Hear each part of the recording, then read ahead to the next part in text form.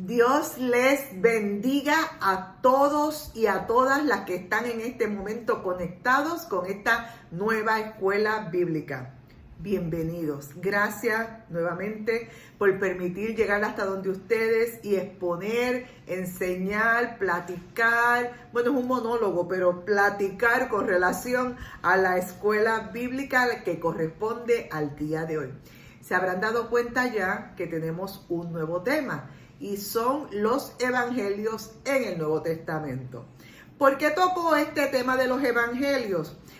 Recientemente, bueno, no muy reciente, hace meses ya, en un momento dado yo compartí con ustedes y hablamos con relación a la Biblia completa.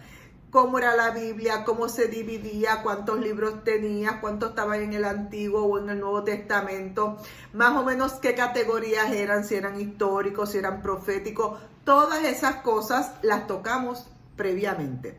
Pero recientemente una persona me hizo un comentario o una pregunta con relación a los evangelios y como los deseos de ustedes son órdenes para mí, nos hemos propuesto entonces en este momento vamos a estar hablando de los evangelios un poco más detallado, un poco más profundo con relación a los evangelios que se encuentran en el Nuevo Testamento. Como siempre les he indicado que tengan a la mano una libreta con su bolígrafo o lápiz para que puedan escribir y si quieren tener la Biblia pues también a pesar de... Yo siempre les menciono muchos versículos y no todos se leen, porque si no la clase sería muy extensa. Simplemente yo les menciono a ustedes los versículos para que después ustedes con calma los lean y puedan entender y analizar y reflexionar un poco relacionado a la clase. También es sumamente importante el que para comenzar toda clase tenemos que orar. Orar para pedirle y decirle al Espíritu Santo que Él es el que tiene el control, para reconocerlo en nuestro lugar, en el lugar donde usted está oyéndome, donde yo estoy ahora mismo grabándome. Siempre tenemos que darle el reconocimiento y el lugar al Dios Todopoderoso. Así que te pido que por favor me acompañes. Amén. Padre Santo y Padre bueno, Padre de infinita misericordia, ante tu presencia estamos en el nombre poderoso de Jesús. Reconociendo tu poder, tu señorío, tu gracia, tu autoridad sobre nuestras vidas. Mira, Señor, vamos a comenzar hoy una nueva escuela bíblica, un nuevo tema. Tómame, Señor, como tu instrumento en este momento. Dame la sabiduría necesaria, Padre Santo, para poder llevar el mensaje que tú quieres que yo presente en el día de hoy. Pero no simplemente llevar el mensaje, sino que cada persona que oiga asimile esta información y que pueda, Señor, utilizarla para el bien de ellos, pero también, Señor, que ellos puedan hablarle a otros del Evangelio, porque el Evangelio son tú hablando a nuestras vidas las buenas nuevas de salvación. Toda la gloria y toda la honra, siempre te digo que es tuya en el nombre poderoso de Jesús. Y vamos inmediatamente a hablar qué es el Evangelio. Sabemos que el Evangelio es una palabra en griego. Esto no quiere salir hoy. Ok, ahora. El Evangelio es una palabra en griego que significa buenas o gratas nuevas. Buenas o gratas noticias. Buenas nuevas. Y este título es un concepto que viene de Dios porque Dios siempre trae buenas noticias. Cuando Jesús nació, que me imagino que deben de recordar, cuando los ángeles se le aparecieron a los pastores, lo que decían era, hay buenas nuevas de salvación. Así que siempre que usted lleva una buena noticia, sin darse cuenta, está llevando un evangelio según la situación. Pero como les dije, lo de buenas nuevas siempre viene de Dios. Dios siempre quiere traer buenas noticias, buenos augurios, buenos acontecimientos para todos. Y aquí vamos a estar tocando algunas de las buenas nuevas que Dios en algún momento dado le dio a ciertos hombres en la Biblia. Y vamos a comenzar primero con Génesis 3:15. Génesis 3:15 y Génesis 4:1. Génesis 4:1. Y es en el momento cuando Jehová Dios le dice a Adán y Eva, a pesar de que ellos habían fallado, habían desobedecido, como quien dice, los regañó, como quien dice, no, los regañó y hasta los castigó porque hubo consecuencias lamentables por esa desobediencia. Pero a pesar de todo eso, Jehová Dios como quiera les da una buena nueva a Adán y a Eva. Y en ese momento la buena nueva era que le dice a Eva que de su simiente, de sus entrañas, de su genealogía, de sus futuras generaciones, va a salir un redentor que va a herir a la serpiente. Aleluya. Y usted y yo sabemos que esa genealogía, esa simiente que pudo hacer esa obra, se llama Jesús de Nazaret, tu Salvador y mi Salvador. Pero también en la Biblia hay otras buenas nuevas. No las vamos a tocar todas porque no terminaríamos. Así que hicimos una selección de otra más y está en Hebreos 11:7. Hebreos 11:7. Y este fue cuando a nuestro amigo Noé, el Señor le indica de que va a haber un diluvio y que las generaciones, la vida iba a morir, pero de que él iba a preservarlo a él y a su familia. Eso es una tremenda, excepcional, buenas nuevas para Noé, porque fue seleccionado para no perecer y mantener en vida a la humanidad con este trato que Dios tuvo con él. Otra buena nueva que hay en la Biblia la vas a poder encontrar aquí en Gálatas 3:8. Gálatas 3:8.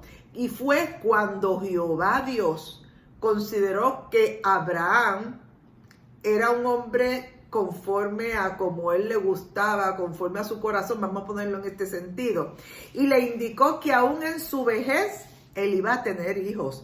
Y le dijo que de esa descendencia iba a ser tan y tan y tan y tan grande que iba a cubrir la tierra. Imagínense un hombre viejo, y en su vejez concebir. Eso es una buena nueva, una buena noticia que Jehová le dio a Abraham para decirle que de ti voy a permitir que nazca y tengas un hijo. Amén. Continuamos. Otra buena nueva que el Señor Dios dio en la Biblia, la podemos encontrar en Génesis 15:6. Génesis 15:6 y en Romanos 4:3. Romanos 4:3 también habla de esta bella información cuando dice que Abraham creyó a Dios y le dio una buena nueva de que el acto de justicia, de fe y de creer en él se iba a constituir como una justicia para todo el mundo. Esa es una buena nueva de un acto que usted o yo hagamos, que Dios considere que está bien para el propósito de lo que él quiere hacer. Otra buena nueva lo encontramos en el Éxodo 4:31. Éxodo 4:31, y es a los israelitas que estaban esclavizados bajo el faraón y por muchos años. Y a través de Moisés trae una buena nueva de parte de Dios para indicarle de que ese pueblo iba a ser libertado y sacado de la esclavitud. Esa es una buena y buena nueva de salvación. También en Hebreos 4:2-6, Hebreos 4:2-6, es cuando ya Dios los saca de Egipto y les dice también a través de Moisés de que los va a llevar a una tierra buena y ancha en la cual fluye leche y miel. Aleluya. Diciéndoles, yo los saqué de esclavitud, los saqué de problemas, de trabajo, de dolor, de enfermedad, de todas las cosas malas que traen una esclavitud. Pero ¿sabe qué? Los voy a llevar a un lugar bello y precioso, donde es una buena tierra, donde ustedes van a sembrar porque tienen conocimiento de sembrar, pero es una tierra que da bendición y dice la palabra que fluye leche y miel. También otra buena nueva que Dios dio, rapidito, porque hay muchas buenas nuevas y quiero traerle algunas de ellas, es en Mateos 4:23, Mateos 4:23, aquí la tienen. También en Mateos 24:14, Mateos 24:14, en Lucas 4:43, Lucas 4:43, y hay otras muchas más, pero les puse estas en específico. Y en estos versículos Dios da la buena nueva, la excelente nueva de que va a enviar a la tierra un redentor, un salvador, y ese salvador fue a través de Jesús. Esa yo creo que ha sido la mejor noticia que pueden haber recibido una humanidad, una generación, y esa buena nueva todavía persevera y está vigente en el momento de hoy. Pero también en Hechos 20:24, Hechos 20:24 nos indica que el Señor Jesús es el que va a perdonar todos los pecados a través de su muerte. Y ahí nos está enseñando el Evangelio de gloria, que ahí Jesús después de su muerte se constituye en un Dios todopoderoso, lleno de majestad y de gloria, sentado a la diestra del Padre. O sea que por causa de su muerte sale el Evangelio de gloria, de majestad y de poder, y por supuesto el de salvación para usted y para mí. Pero también podemos ver buenas nuevas o anuncios buenos cuando leemos 2 de Corintios 4:4, 2 de Corintios 4:4 y 1 de Timoteos 1:11. 1 de Timoteos 1:11, donde Pablo nos habla del Evangelio de la gracia. ¡Aleluya! Usted ni yo merecíamos nada, porque éramos pecadores. Pero en este Evangelio de la gracia, específicamente nosotros más porque somos los gentiles, en el Evangelio de la gracia usted y yo tenemos acceso a poder llegar ante la presencia del Señor aceptando a Jesucristo como Salvador, a pesar de que no somos de su raza, no somos hebreos, no somos israelitas, pero por la gracia y ese regalo maravilloso que el Señor dio a nuestras vidas, podemos adquirir ese beneficio que era para su nación exclusivamente. Pero gloria a Dios, buenas nuevas. Otra buena nueva es Isaías 52:7. Isaías 52:7, donde a pesar de que hay situaciones, Dios declara en su palabra y dice que tu Dios reina. Mira, alabanza al Señor. No importa lo que esté aconteciendo, no importa los problemas suyos mundiales o locales o de su pueblo, no importa. Tenemos que recordar que hay una buena noticia, una buena nueva de que tu Dios y mi Dios aún reina, y yo le voy a añadir más, sigue en control. Aleluya. Así que esta buena nueva de Isaías 52:7 todavía sigue vigente y usted tiene que aferrarse a esa buena noticia de parte de Dios.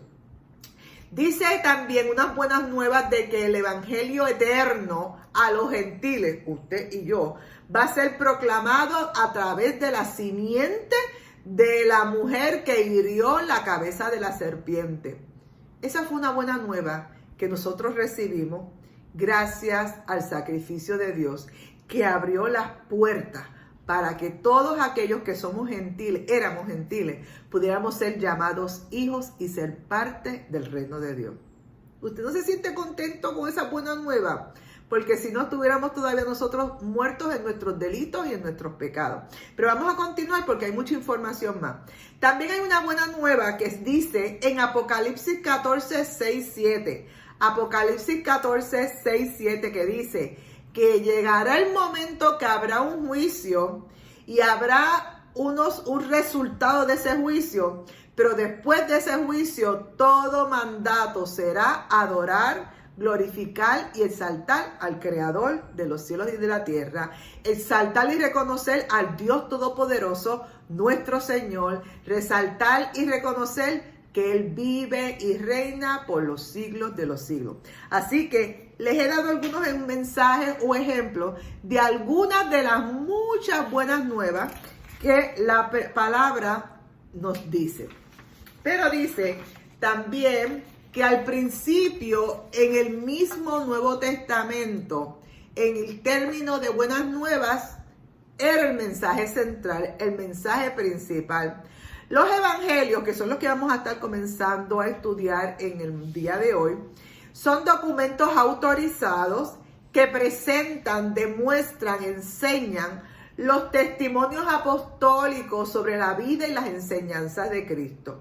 Si usted quiere verdaderamente leer lo que Cristo decía, lo que Cristo hacía, como Cristo se comportaba, usted tiene que leer los 4 evangelios, porque ahí es donde Cristo está hablando constantemente, y esa es la base principal para el Nuevo Testamento y para lo que después hizo Pablo, lo que escribió Pedro. Todos los demás escritores en el Nuevo Testamento se basan exclusivamente en lo que Cristo hizo mientras estuvo reinando aquí en la tierra. Si usted dice que el testimonio de la historia prueba que desde el principio se atribuye todo el evangelio en 4 libros: en el libro de Mateos, en el libro de Marcos, en el libro de Lucas y en el libro de Juan. 4 libros son los que hablan respectivamente de toda esta trayectoria de nuestro Señor Jesucristo, y ellos se preocupan y se ocupan de darle explicación correspondiente de todo lo que vieron u oyeron o aconteció en aquellos momentos. El Nuevo Testamento demuestra a Jesús y sus obras, y estas obras se concuerdan, son similares, se unen dentro de los relatos que se hacen en los evangelios, y esto nos da credibilidad y nos da seguridad de que son verdaderos. Los primeros 3 evangelios, Mateo, Marcos y Lucas, se presentan y son los que hablan mucho de los evangelios sinópticos. Ya mismo les voy a explicar.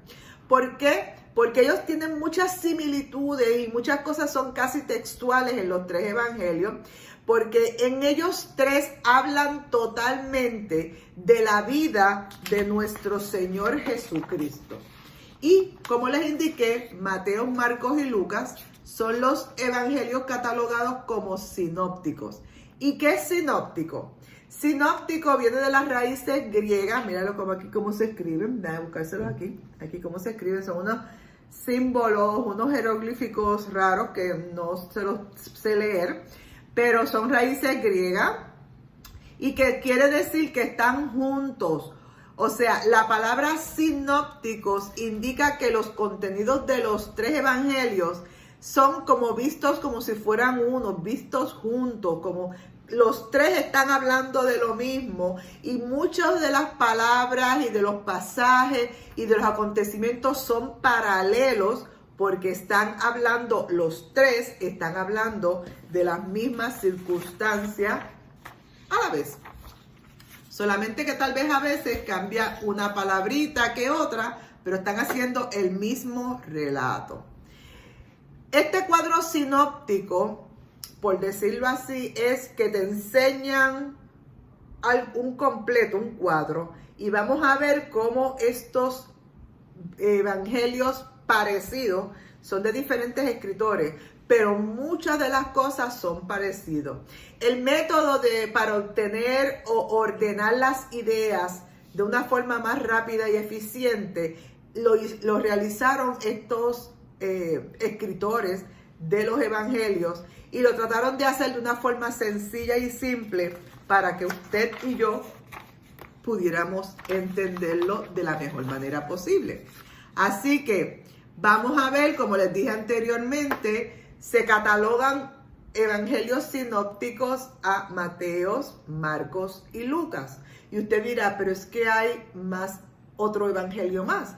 Pero en estos 3 casi todo es sin igual. Ellos comparten casi todo el mismo material, casi en el mismo orden, y la relación entre los 3 está bien claro, y la relación que hay entre los cuentos o historias o comentarios que ellos hicieron.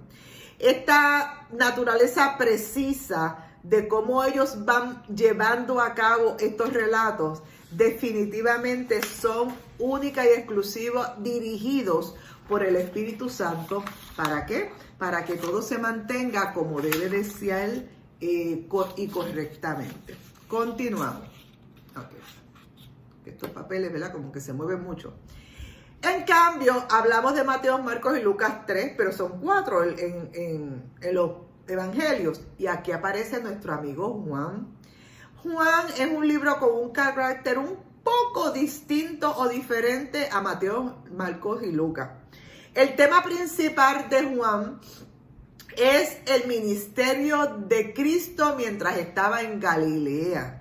Y Juan destaca mucho la actividad de Jesucristo mientras estaba en Judea. O sea, qué él hizo, qué habló, cómo actuó mientras estuvo en esos 2 lugares más específicos que los demás. Amén.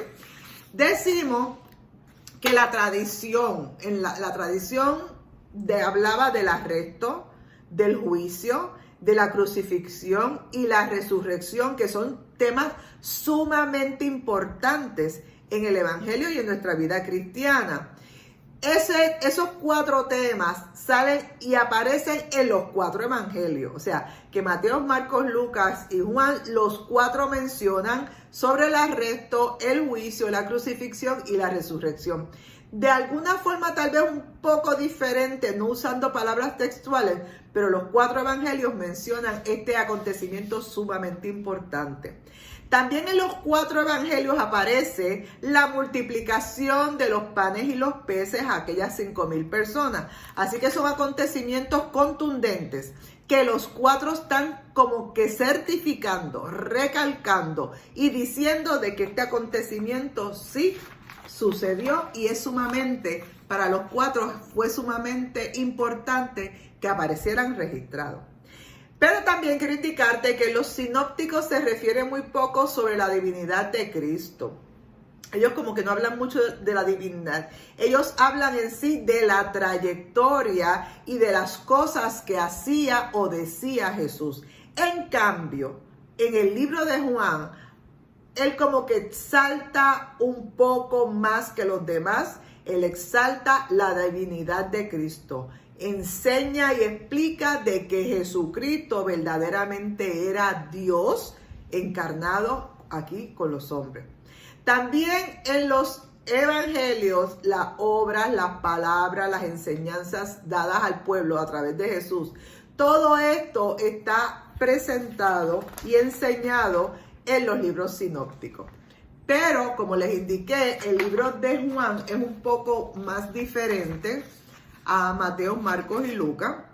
Y quiero que anoten, a pesar de que es diferente, muchas veces Juan hace mención o alusión a algún acontecimiento porque él tiene conocimiento también de cosas que escribieron Mateo y en otros momentos. O sea, que él hace mención o se relaciona a algo que ya está en otro evangelio, a pesar de que les dije que el libro de Juan es un poquito más diferente. Y por ejemplo, Juan supone e implica algunos relatos de otros evangelios y voy a dar algunos ejemplos. Anote, Juan 1.15. Juan 1.15 hace conocimiento o resalta lo que dice Mateo 3.11. Mateo 3.11. O sea que Juan 1.15 resalta y da conocimiento a lo que dice Mateo 3.11. Pero también Juan 3.24, también da conocimiento a lo que dice Mateos 4.12. Mateos 4.12. Pero también Juan 6 del 1 al 9. Juan 6 del 1 al 9 indica y va paralelo con muchos relatos en los libros sinópticos del ministerio de Jesús en Galilea. Así que a pesar de que el libro de Juan es un poco diferente, por decirlo así, porque como que su línea se va para otro lado, diferente a lo que habla Mateo, Marcos y Lucas, pero los 4 hablan del mismo tema, Jesús, de Jesús, de Jesús. Los acontecimientos que Juan relata en sus capítulos 1 y 2, explica con detalles, así que tienen una asignación, tienen que leer el libro de Juan, capítulos 1 y 2, y van a darse cuenta de que Juan habla de la acogida, de la aceptación que tuvo Jesús mientras estuvo en Galilea. Y la disposición sumamente importante de Pedro, Andrés, Santiago y el mismo Juan de dejarlo todo para seguir a Jesús. Este acontecimiento y esta decisión que tomaron Pedro, Andrés, Santiago y Juan de seguir a Jesús es lo que gracias a eso es que está cimentado el evangelio que usted y yo conocemos. Hay unas controversias en aquel tiempo con relación a lo del Sabbat, el sábado, en Mateo 2:23. Mateo 2:23 habla mucho del sábado. Pero esa controversia quiero que también se presentan en los evangelios sinópticos. Ellos también hablan de esta situación controversial, por decirlo así, que había de que si se podía o no se podía, cuánto tiempo, qué cosas hacer y qué cosas no hacer. Y vemos a Jesús que como que rompió todo lo tradicional, porque él rompió todas las enseñanzas del sábado, y muchos de los milagros y acontecimientos que él realizó los hizo verdaderamente en sábado, en sábado. Cada uno de estos tres evangelios sinópticos tienen las mismas características y tienen sus propias palabras para definir el objeto del Redentor y a la audiencia que iba dirigido cada uno. O sea, que cada uno de estos evangelios va dirigido a un tipo de gente en específico. Vamos a comenzar primeramente con Mateo. Mateo le escribía a los judíos. Mateo destacaba la condición regia de Jesús como el Mesías. Mateo apoyaba constantemente las citas del Antiguo Testamento. Él utiliza mucho citas del Antiguo Testamento y las pone ahora en este tiempo, en el tiempo de ellos, y ve que como que están confirmando o se está cumpliendo cosas que se había dicho en el Antiguo Testamento. Pero también Mateo expone las enseñanzas de Cristo sobre el reino de Dios y da las opiniones y va en oposición o quiere cancelar las opiniones contrarias que habían en aquel tiempo con relación al judaísmo. Así que someramente y corto, porque después vamos a hablarlos en más detalle, esas son las 4 cosas en las cuales Mateo se propuso más a escribir o detallar en sus libros. También vamos a ver qué hacía o para quién era el libro de Marcos. Marcos era dirigidamente a los gentiles. O sea que Marcos no le hablaba, bueno, le habló a todos, pero le habló también mucho con relación a los gentiles. ¿Qué eran los gentiles? ¿Por qué están aquí? Ellos eran merecedores de toda esta bendición. Marcos habla con relación a eso. También recalca mucho el plan de salvación, el poder de salvación que tenía Cristo. Y en el libro de Marcos se manifiestan la mayor cantidad de los milagros que realizó Jesús mientras anduvo aquí en la tierra. Pero también vamos a ver ahora a nuestro amigo Lucas. Lucas fue compañero de Pablo. O sea que lo que Lucas conoce de Jesús fue basado en el conocimiento que Pablo tuvo de Jesús. Porque Lucas no conoció a Jesús. Él todo lo que escribe es basado en lo que le enseñaron primeramente Pablo y lo que se explicaba alrededor de todo. En un momento dado él dice, según como investigué o estudié, él escribió. O sea que él tuvo la preocupación y la ocupación de buscar información para escribir de todo lo que el Señor había hecho y demostrar el carácter salvador y lleno de gracia que tenía Jesús, y en especial ocupándose de todas las personas caídas, a los marginados y a los destruidos.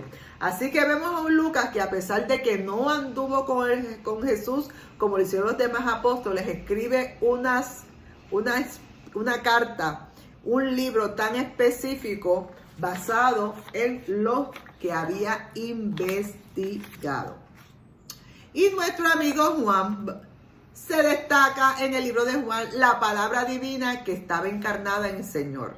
Revela que el Padre fue el que aceptó esto, que fue el Padre el que provocó esto y fue el Padre que lo aceptó para que Él se entregara en sacrificio por usted y por mí, muriera por usted y por mí, pero resucitara por usted y por mí, y ahora está sentado ¿dónde? En la diestra del Padre Celestial. Continuamos. En los evangelios sinópticos no podemos decir que son una biografía literal de Jesús. En cada uno de los hechos y las palabras de Jesús que se mencionan en los evangelios sinópticos, el propósito es didáctico, es para que usted entienda y sepa qué fue lo que Jesús estaba haciendo. No es una biografía completa de él, no. Están enseñando sucesos y acontecimientos que él realizó mientras caminó. En los evangelios sinópticos no trabajaron con frialdad objetiva como historiadores, sino que ellos fueron testigos en persona de los acontecimientos que allí hubieron y fríamente escribieron lo que vieron. Fríamente, en el caso de Lucas, escribió lo que se le enseñó y lo que le indicaron. Los tres fríamente fueron dirigidos por el Espíritu Santo para que escribieran exactamente lo que Dios quería que se estuviera en esos escritos. Podemos ver que tanto en Mateos como en Juan, Mateos y Juan fueron apóstoles. Ellos sí fueron apóstoles y estuvieron presentes en todos los sucesos que ellos relatan en sus evangelios, porque fueron testigos oculares y presenciales. Ay, que esa palabra es de domingo. Testigos oculares y presenciales, y ellos lo que hicieron fue que registraron. En cambio, Marcos acompañó a Pablo y a Pedro, y una tradición hebrea afirma que Marcos resumió en su evangelio las predicaciones de Pedro o lo que Pedro le había hablado con relación a Jesús. Así que Marcos acompañó a Pedro. Pero tenemos entonces a nuestro amigo Lucas. Lucas sabemos que no fue un apóstol, pero como les dije anteriormente en Lucas 1, versículos 1 al 4, Lucas 1, versículos 1 al 4, como leen ahí, dice, afirma que recibió información de parte de los que vieron con sus ojos y fueron ministros de la palabra, para él poder redactar su evangelio después de haber investigado, aquí lo dice, después de haber investigado con diligencia las cosas desde su origen. O sea, que antes de él escribir su libro, el Evangelio de Lucas, él investigó, fue como un reportero o un investigador.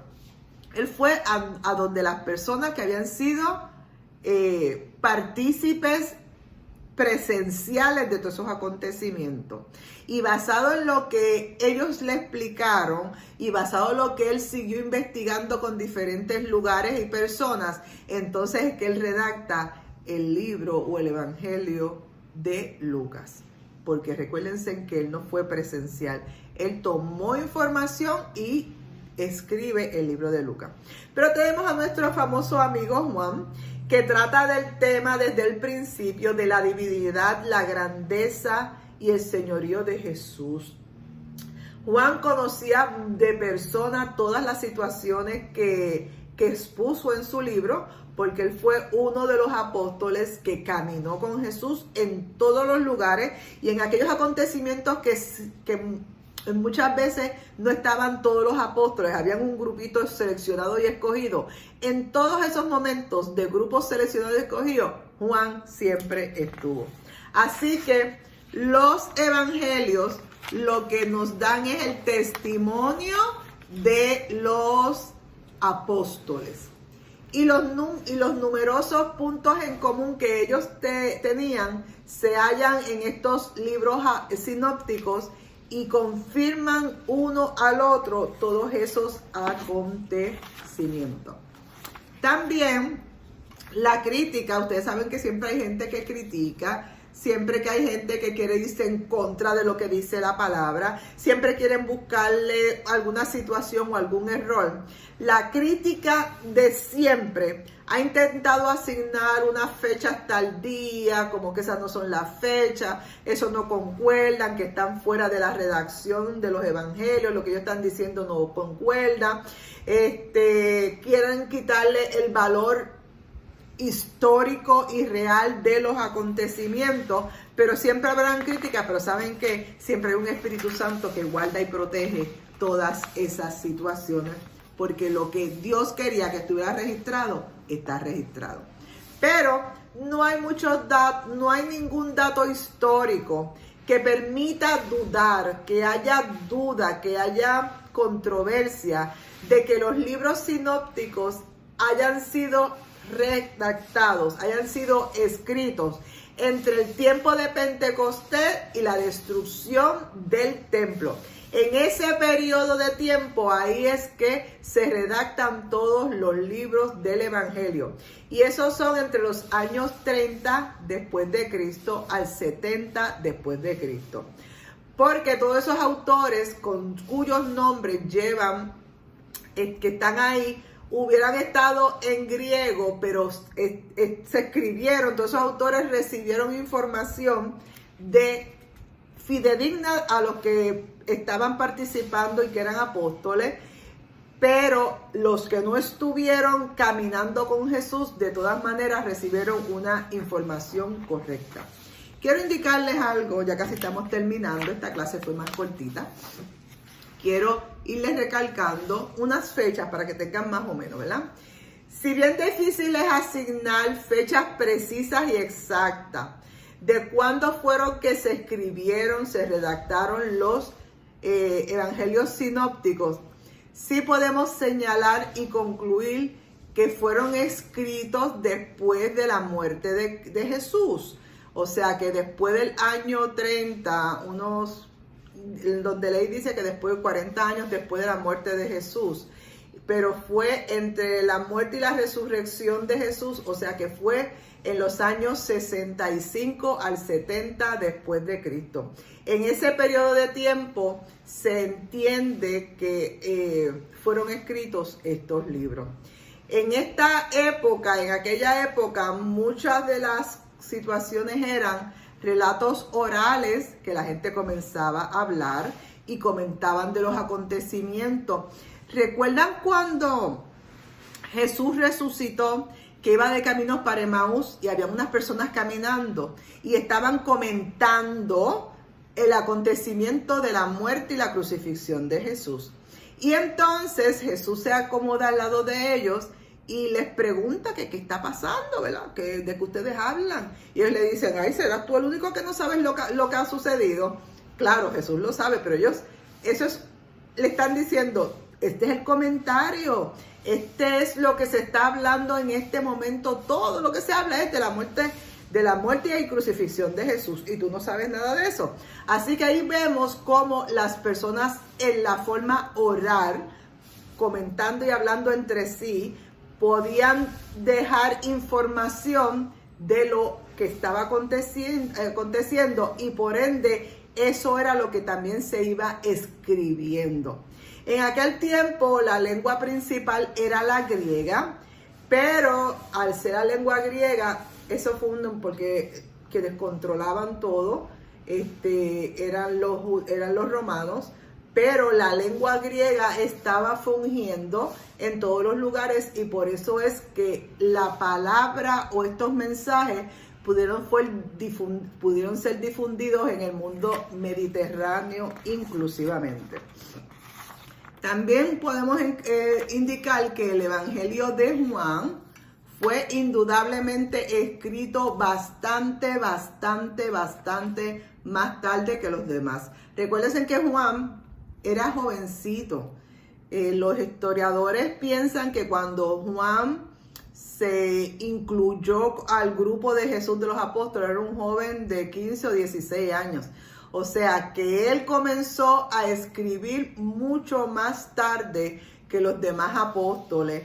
Y piensan los historiadores que él comenzó a escribir su evangelio después de la caída de Jerusalén al final del primer siglo.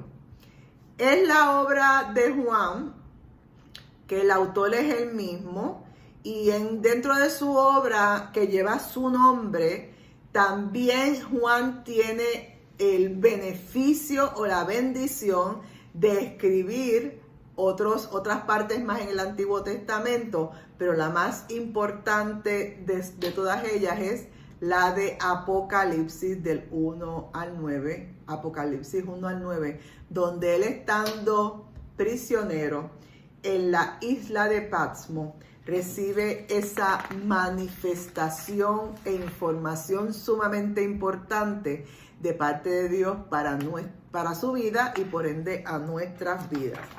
Y ya casi concluyendo esta clase de hoy, la última parte es para tener una idea clara de la vida de Cristo, de su ministerio, de qué él habló, cómo lo habló, cuándo lo habló, qué estaba aconteciendo, a qué refutó, qué avaló, cómo actuó, todas esas cosas. Usted tiene que leerlos en los evangelios. Y los 4 evangelios trabajan en una armonía, en una similitud.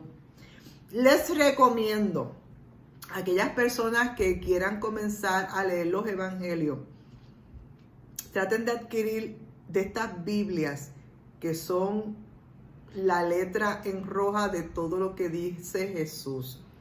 Es sumamente importante que usted lea, analice, evalúe, medite en lo que Jesús decía y hacía, porque esa es la que nos está llevando y nos va a dirigir, y eso que Jesús decía y hacía fue lo que movió a que los demás escritores del Nuevo Testamento siguieran esa línea de Jesús.